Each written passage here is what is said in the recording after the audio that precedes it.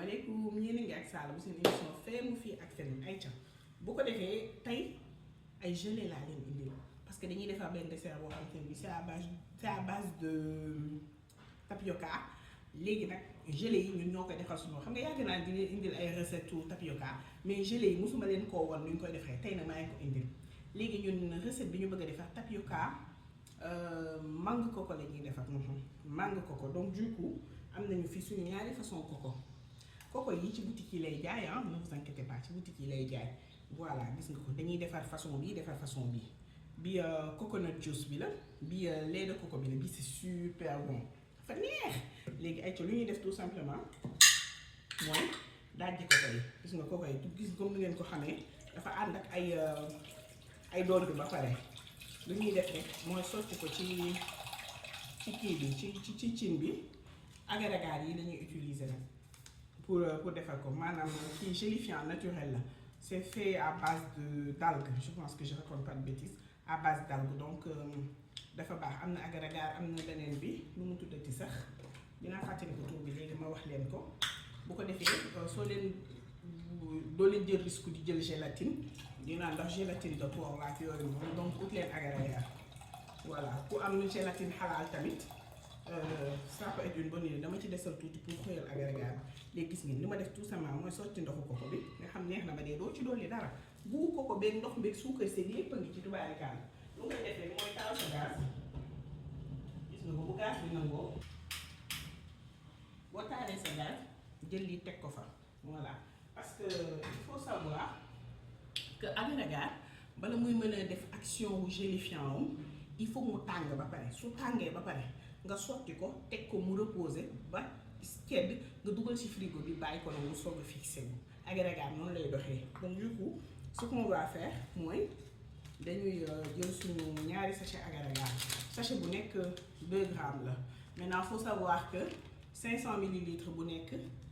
2 grammes d'agar-agar moo koy defar bu fekkee da nga bëgg gélifiant bu xaw a tremblant tuuti mais man comme que dama ëppal te bëgg naa mu dëgër bëgguma ko rater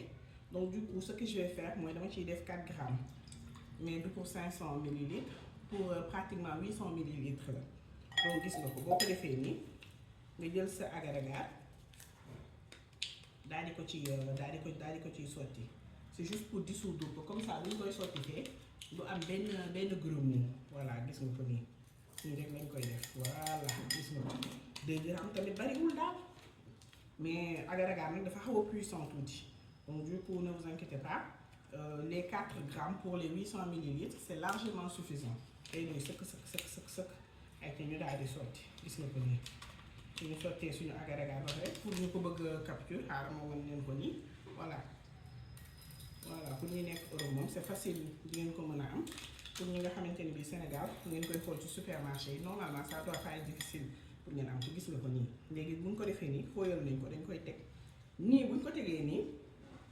dañuy xaar tuuti rek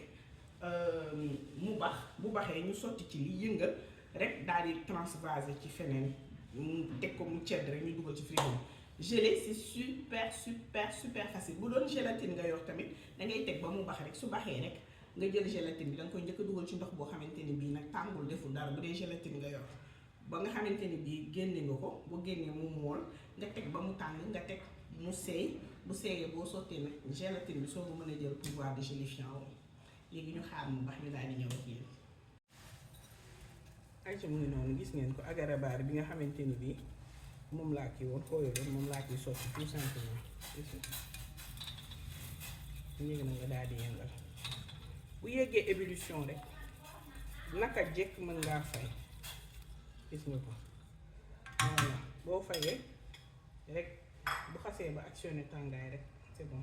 ay ca mu ngi noonu léegi gis nga ko buñ ko tàngalee ko li muy def tout simplement moom ñëw sotti ko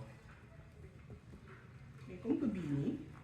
damaa njortu ni day ndaw te après dañ koy dagg ay kii moo tax ma jël bii sotti ko ci comme ça ma séddale ko ci ñaari récipients yi gis na parce que ma nga noonu léegi gis nga ko nii dama ko dugal ci frigo bi parce que dafa tàng trop dama koy teg nii tuuti bàyyi ba nga xamante ni bi tàngaay bi wàññeeku na sedd na nga soo ko dugal ci frigo bi boo ko dugalee ci frigo benn 3 heures 4 heures de temps da ngay gis gel bi mu gélifié normal nga xam ne ngay ñëw jël sa paaka di dal de toute façon vous verrez parce que recette bi naa leen ko yeggal incha allah ay ci ñu daal di teg ñee daal di jàll ci beneen bi waaw ñu ñëw ci lait de coco bii nag du lait de coco boo xamante ni bii franchement kii la genre jus la da ngay gis ni que ni loo mën a naan la mais ni mu weexee ni tàll bi moo tax boo ko boolee contraste lait de coco bi ak eau de coco bi day rafet voilà donc looloo tax ñu jël bii mais ku ko amul mën nga jël lait de coco doolu ci suukar arôme vanille arôme kii ak yooyu day neex ba bëgg day jëlal yi may da koy bëgg lii léegi bii dañ koy teg mais balaa boobu comme ni ma defoon sànq lay def ak dolli fii tuuti pour seeyal gel bi daal di tegaat bii mu baax même procédure voilà léegi ñu jëlaat bii agar-agar bi daal di ciy sotti soo ko nii 4 grammes encore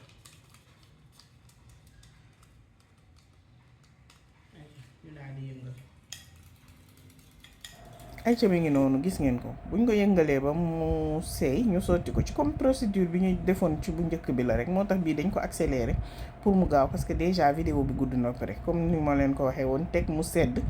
bu seddee ba pare nga dugal ci frigo boo dugalee ci frigo bi gelée baa ngi nii lii ngay am normal nga daggate ko def ko lii boo ko defee sa dessert tapioca lu bëri ngay am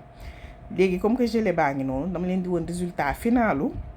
recette bi ngeen wax ma ndax bëgg ngeen ma indi ko wala ma bàyyi mu sedd rek yéen a may wax rek yéen a may wax rek yéen noonu leen ko bëggee rek laa koy defee ñu daggate suñuy gelée sotti